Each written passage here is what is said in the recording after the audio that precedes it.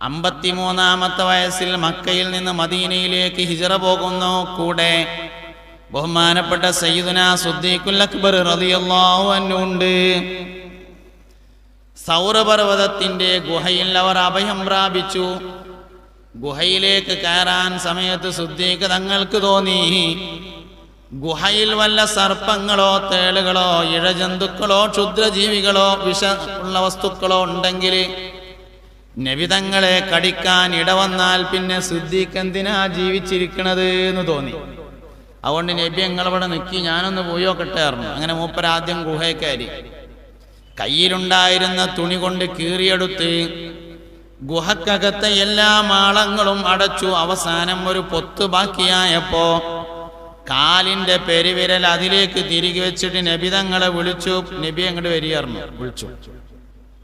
ക്ഷീണം കൊണ്ട്, ദിവസങ്ങളോളം ഉറങ്ങാത്തത് കൊണ്ട്, ഭക്ഷണം കഴിക്കാത്തത് കൊണ്ട് ആകെ തളർന്നുപോയ പുന്നാര നബി സല്ലല്ലാഹു അലൈഹി വസല്ലമ തങ്ങള് സിദ്ദീഖിന്റെ മടിയിൽ തലവെച്ച് കിടന്നപ്പോ അറിയാതെ ഉറങ്ങിപ്പോയി. അള്ളാന്റെ റസൂലിനെ കാണണമെന്ന് കരുതി വന്ന സർപ്പം എല്ലാ ഓട്ടന്റെ അടുത്തും പോയി നോക്കുമ്പോ അടച്ചിട്ടുണ്ട്. അവസാനം ഒരു ദ്വാരം കണ്ടപ്പോ അതിൽ കാലിന്റെ പെരുവിരൽ കണ്ടപ്പോ ശക്തമായി ആഞ്ഞുകൊത്തി. സിദ്ദീഖ് കാലെടുത്തില്ല. വേദന ശക്തമായപ്പോ അറിയാതെ കണ്ണിൽ നിന്ന് ഇറ്റി വീണ 2 ഇറ്റ് കണ്ണുനീര് മുസ്തഫായ നബി തങ്ങളുടെ പൂമുഖത്ത് വീണപ്പോ അള്ളാന്റെ റസൂല് ഞെട്ടി ഉണർന്നുകൊണ്ട് ചോദിച്ചു, മാലക്കയാ സിദ്ദീഖ്, സിദ്ദീഖ് എന്ത് പറ്റിയെന്ന് ചോദിച്ചു. കാൽമ പാമ്പ് പിടിച്ചു പറഞ്ഞു. കാൽമ പാമ്പ് പിടിച്ചു എന്ന് പറഞ്ഞു. ശറഫാക്കപ്പെട്ട ഉമിനീരെടുത്തിട്ട് ഒന്ന് തേച്ചു കൊടുത്തു, മാറി. നബി തങ്ങളെ പഠിക്കാന് തൊള്ളേത് തുപ്പലം പഠിച്ചാ മതി. ഇത്ര സംഭവം. ഒരിക്കൽ ഫാത്തിമ ബീവി റളിയല്ലാഹു അൻഹയുടെ വീട്ടിൽ ചെന്നു. ഫാത്തിമ ബീവി റളിയല്ലാഹു അൻഹയോട് ചോദിച്ചു, മോളെ ഭക്ഷണം വല്ലതും കഴിച്ചോ? മോള് പറഞ്ഞു, വാപ്പാ ഭക്ഷണം ഒന്നും കഴിച്ചിട്ടില്ല എന്ന് പറഞ്ഞു. ഇവിടെ ഒന്നുമില്ല. നബി തങ്ങളുടെ കീശയാണെങ്കിൽ കാലിയാണ്, ഒന്നും എടുത്തുകൊടുക്കാനില്ല.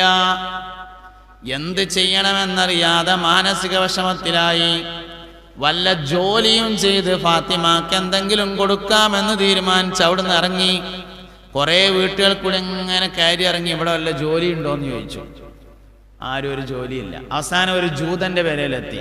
ഇവിടെ എന്തെങ്കിലും ജോലി ഉണ്ടോ ചോദിച്ചു. ഉണ്ട് പറഞ്ഞു. എന്താ ചോദിച്ചു. വെള്ളം കോരലാണ് പറഞ്ഞു. വെള്ളം കോരലാണ് എന്ന് പറഞ്ഞു. ഒരു ബക്കറ്റ് വെള്ളം കോരിയാൽ ഒരു കാരക്ക തരാം, അതാണ് കൂലി. ഭയങ്കര ആഴമുള്ള കിണർ, ആഴമേറിയ കിണറാണ്. ഒരു ബക്കറ്റ് വെള്ളം കോരിയാൽ ഒരു കാരക്ക തരാം എന്ന് പറഞ്ഞു. വെള്ളം കോരാൻ നിന്നു. 14 ബക്കറ്റ് വെള്ളം കോരിയപ്പോ കയറ് പൊട്ടിയിട്ട് ബക്കറ്റ് താഴേക്ക് വീണു. ജൂതന് ദേഷ്യം വന്നു. കാരണം ഈ കിണറ്റിക്ക് ഇറങ്ങാൻ ഒരു മനുഷ്യനെ കിട്ടൂല, ആയാതി ആഴമുള്ള കിണറാണ്. അയാൾക്ക് ദേഷ്യം വന്ന അയാളോട് വന്നാണ്ട് നബി തങ്ങളെ ഒരൊറ്റ അടിയാണ് കൊടുത്തു മോത്ത്. എന്നിട്ട് അയാൾ അങ്ങാടിക്ക് പോയി കിണറ്റിലിറങ്ങാൻ പറ്റിയ ആരെങ്കിലും കിട്ടുമോ നോക്കാൻ വേണ്ടിയിട്ട്. അങ്ങാടി പോയിട്ട് ആ കിണറാ, ഞങ്ങൾ വരില്ലായിരുന്നു. യൂണിയൻകാരെല്ലാവരും ഒറ്റൊന്നും വന്നില്ല. കുറെ യൂണിയൻകാരുണ്ടായിരുന്നു, ഒറ്റൊന്നും വന്നില്ല. കാരണം അത്രയും ആഴമുള്ള കിണറാണ്. മൂപ്പര് ദേഷ്യം പിന്നെയും കൂടിയിട്ട് ഇങ്ങോട്ട് തന്നെ വരികയാണ്. വന്നോക്കുമ്പോണ്ട് ബക്കറ്റ് കരക്കങ്ങനെ കിടക്കണം. അത് മൂപ്പരിങ്ങനെ ആലോചിച്ചു. അപ്പൊ വന്നത് ആരായിരുന്നു? പറഞ്ഞിട്ട് നോക്കുമ്പോ മുഹമ്മദ് ആവാനുള്ള സാധ്യത ഉണ്ട്. ലക്ഷണമൊക്കെ നോക്കുമ്പോ ആലോചിക്കണോടത്തോളം ഉറപ്പായി വന്നത് മുഹമ്മദാണ് എന്ന് സല്ലല്ലാഹു അലൈഹി വസല്ലം. അതില് വാള് കണ്ടെടുത്തു. കുറേന്ന് ഇടത്തെ കൈ പിടിച്ചിട്ട് വലത്തെ കൈയാണ് മുറിച്ചു. മുഹമ്മദിനെയാണ് അടിച്ചയച്ച, ഇനി കൈ എനിക്ക് വേണ്ടാന്ന് പറഞ്ഞു. രക്തം വാർന്നൊഴുകി. ബോധരഹിതനായ അയാൾ കിടന്നു. കിണറും കരയിൽ നിന്ന് വെള്ളവും രക്തവും ചേർന്നുകൊണ്ട് മതിലിനപ്പുറത്തേക്ക് ഒഴുകാൻ തുടങ്ങി. മതിലിന്റെ അടുത്തുകൂടെ നടന്നു പോവുകയായിരുന്ന 2 പേര് മതിലിന്റെ അപ്പുറത്ത് നിന്ന് വെള്ളവും രക്തവും ഒഴുകി വരുന്നത് കണ്ടപ്പോൾ അവർ എത്തി നോക്കി. ഒരാൾ ബോധരഹിതനായി കിടക്കുന്നുണ്ട്. ഒരു ചാടി ചെന്നു.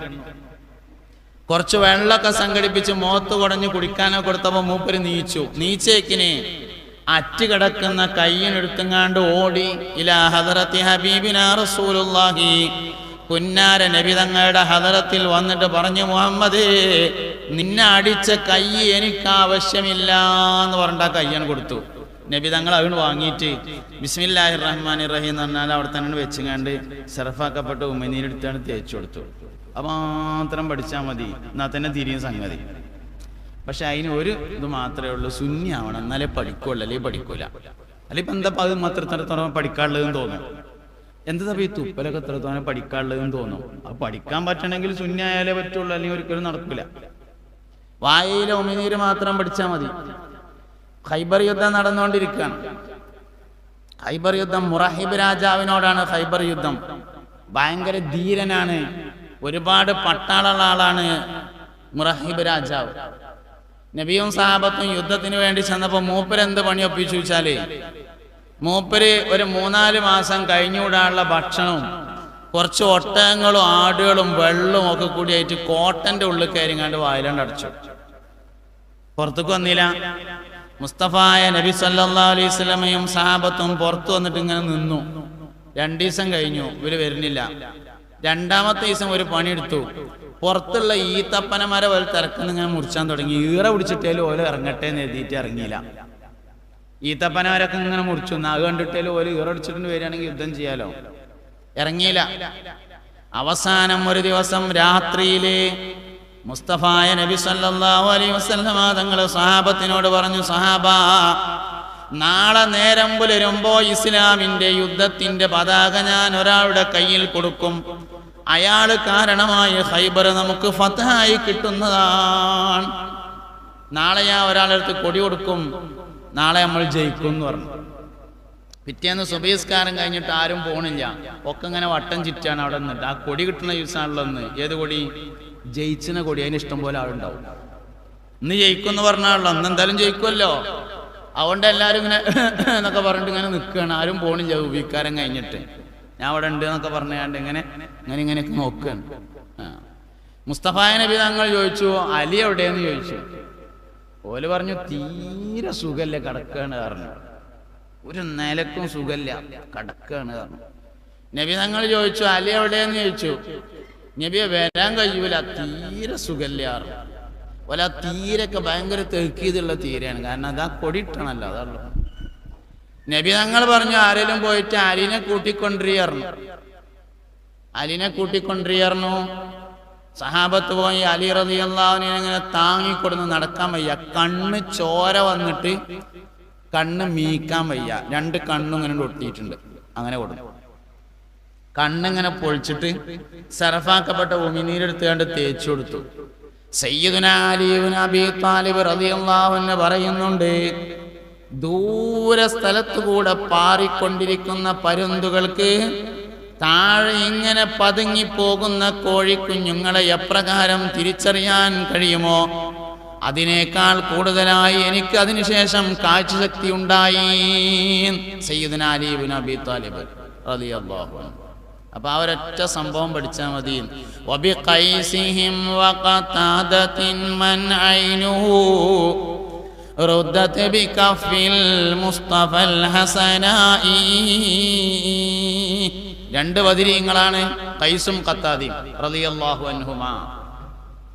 2 വലിയ സംഭവമാണ്. ഖൈസ് റളിയല്ലാഹു അൻഹു, 2 ഖൈസ് ഉണ്ട് സഹാബത്തിനിടയിൽ.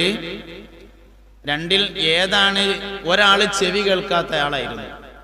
ചെവി ലേശം കേൾവി കുറവാണ്, തീരെ കേൾക്കായില്ല, ലേശം കേൾവി കുറവാണ്. ഖൈസ് റളിയല്ലാഹു അൻഹു ചെവി കുറവ്, കേൾവി കുറവായ ആളായതുകൊണ്ട് വർത്താനം പറയും. അങ്ങനെയല്ലോ, കാരണം മൂപ്പർക്ക് കേൾക്കണില്ലല്ലോ, അപ്പൊ പിന്നെ അങ്ങനെ വർത്താനം പറയും. ഖുർആനിലൊരു ആയത്തിറങ്ങി, ലാ തർഫഉ അസ്വാതകും ഫൗക സൗത്തിൻ നബി വലാ തജ്ഹറൂ ലഹു ബിൽ ഖൗലി കജഹരി ബഅദികും ബഅദൻ അൻ തഹബത അമാലുകും വഅൻതും ലാ തശ്ഉറൂൻ. നിങ്ങളാരും നബി തങ്ങളുടെ അടുക്കൽ വെച്ച് നബി തങ്ങളെക്കാൾ ഉച്ചത്തിൽ സംസാരിക്കരുത്. അൻ തഹബത അമാലുകും, നിങ്ങളുടെ അമലുകൾ പൊളിഞ്ഞു പോകും. വഅൻതും ലാ തശ്ഉറൂൻ, നിങ്ങൾ അറിയാതെ എന്ന ആയത്തിറങ്ങി. മുസ്തഫായ നബി തങ്ങളുടെ ഹദറത്തിൽ വെച്ച് നബിതങ്ങളെക്കാൾ ഉച്ചത്തിൽ സംസാരിക്കാൻ പറ്റൂല. ഹയാത്ത് കാലത്തും പറ്റൂല, മൗത്തിന് ശേഷം പറ്റൂല. റൗദ ഷരീഫിന്റെ അടുത്ത് വെച്ച് നബിതങ്ങൾക്ക് സലാം പറയേണ്ടത് പതുക്കെയാണ്. അവിടുന്ന് സെൽഫി എടുത്താൽ പിന്നെന്താ ഘട്ടം? 756 അയച്ചു കൊടുക്കാനും മൂപ്പര് സെൽഫി എടുത്തിട്ടേ തെളിവ് സഹിതം അതിനൊക്കെയാണ് ആൾക്കാർ എടുക്കണേ. റൗദ ഷരീഫിന്റെ അടുത്ത് വെച്ചിട്ട് സെൽഫി എടുക്കാൻ പത്ര കായാലും ബാക്കി അങ്ങോട്ട് പോകണം. വേറെ എവിടേക്കെങ്കിലും കോട്ടക്കുന്ന് പോയാൽ പോരെ, ഒരു 10 ഫോട്ടോ എടുത്തുകൊണ്ട് അയച്ചുകൊണ്ട്. അങ്ങനെയൊക്കെയാണ് മനുഷ്യന്മാർ കാട്ടുക. എന്തപ്പോ കാട്ടുക? അങ്ങനെയൊക്കെയാണ്. എന്തായാലും ഖൈസ് റളിയല്ലാഹു അൻഹു ഈ ആയത്തിറങ്ങിയതിന് ശേഷം പള്ളിയേക്ക് വന്നില്ല. ഖൈസ് റളിയല്ലാഹു അൻഹു പള്ളിയേക്ക് വന്നില്ല. കുറെ ദിവസം കഴിഞ്ഞപ്പോ നബി തങ്ങൾ ചോദിച്ചു, നമ്മളെ ഖൈസ് എവിടെ? കാണാനില്ലല്ലോ എന്ന് പറഞ്ഞു. സഹാബത്ത് പറഞ്ഞു, നബിയെ കുറെ ദിവസമായിട്ട് മൂപ്പര് വരലില്ല.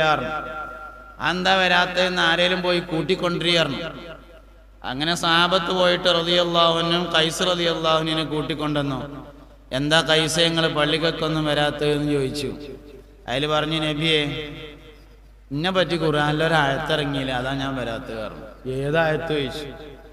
ലാ തർഫഉ അസ്വാതകും ഫൗക സൗത്തിൻ നബി, നബി തങ്ങളെക്കാൾ ഉച്ചത്തിൽ നിങ്ങളാരും സംസാരിക്കരുത് എന്ന ആയത്തിറങ്ങിയില്ല. അത് ഇന്നെ പറ്റിയല്ലേ? ഞാൻ ചെവിക്ക് കേൾവി കുറവായതുകൊണ്ട് ഓർക്ക വർത്താനം പറയുന്ന ആളാണ്. അതുകൊണ്ട് അത് ഇന്നെ പറ്റിയാണല്ലോ. എല്ലായിടത്തോടുള്ള അമലൊക്കെ ഖൈസിൻ്റെത് പോയില്ലേ? ഇവിടുന്നാണ്ട് എന്തേലും ബാക്കിയുണ്ടെങ്കിൽ അത് പോണ്ടാന്ന് കരുതിയിട്ട് ഞാൻ വരാതിരുന്നതാണ് പറഞ്ഞു സയ്യിദുനാ ഖൈസ് റളിയല്ലാഹു. ഓൽക്കൊക്കെ അങ്ങനെ ഭയങ്കര ബേജാറായിരുന്നു.